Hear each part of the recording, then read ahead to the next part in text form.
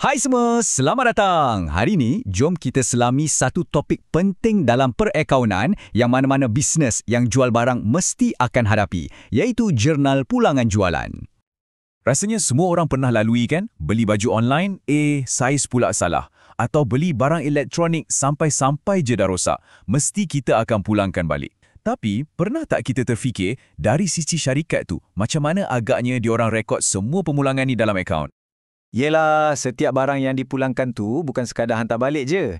Ia sebenarnya satu transaksi kewangan yang kena direkod dengan teliti. Kalau tak, nanti akaun syarikat boleh jadi tak seimbang. Sebab itulah, ada satu sistem khas untuk uruskan benda ni. Okey, jom kita mulakan dengan soalan paling asas. Apa sebenarnya jurnal pulangan jualan ni? Senang cerita, ia ni macam sebuah buku log khas. Fungsinya satu je, untuk catat semua barang niaga yang customer pulangkan balik. Kiranya, inilah rekod rasmi untuk setiap pulangan yang berlaku. Dan untuk kupasan kita hari ini, kita akan rujuk sepenuhnya kepada sumber ni untuk kita faham lebih mendalam tentang proses penting ni.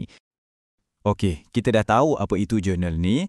Persoalan seterusnya, kenapa barang-barang ni kena pulangkan? Apa puncanya?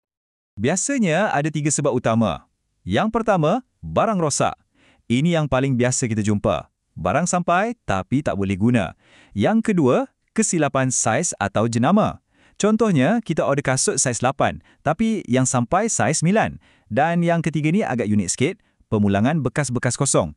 Ini selalu terjadi dalam bisnes macam pembekal minuman dalam botol kaca atau tong gas, di mana bekas tu sendiri ada nilai dan perlu dipulangkan. Baik, kita dah faham sebab-sebabnya. Ini membawa kita kepada satu lagi soalan penting. Macam mana pula proses merekod pulangan ini berfungsi secara rasmi? Kunci kepada keseluruhan proses ni sebenarnya terletak pada satu dokumen penting. Jom kita tengok. Ya, nota kredit. Inilah dokumen sumber yang memulakan segalanya. Tanpa nota kredit, tak ada catatan yang boleh dibuat dalam jurnal pulangan jualan. Ia ibarat bukti rasmi yang mengesahkan perniagaan dah terima balik barang tu dan setuju dengan pemulangan tersebut. Prosesnya sangat sistematik. Mula-mula, peniaga akan keluarkan nota kredit dan simpan satu salinan untuk rekod mereka. Lepas tu, salinan inilah yang akan jadi rujukan sumber yang sah. Dan akhir sekali, berdasarkan maklumat pada nota kredit itulah, butiran seperti tarikh, nama pelanggan dan nilai barang akan direkodkan ke dalam jurnal pulangan jualan. Simple kan? Jadi, macam itulah ceritanya. Daripada satu tindakan mudah memulangkan barang, ia sebenarnya melalui satu proses dokumentasi yang kemas untuk jadi satu catatan perakaunan yang sah. Inilah fungsi utama jurnal pulangan jualan untuk pastikan setiap pulangan direkod dengan betul. Okey, kita dah faham prosesnya dari A sampai Z. Tapi sebelum kita berakhir, saya nak tinggalkan anda dengan satu soalan untuk difikirkan. Setiap pulangan ni, walau sekecil mana pun, sebenarnya satu kos kepada syarikat.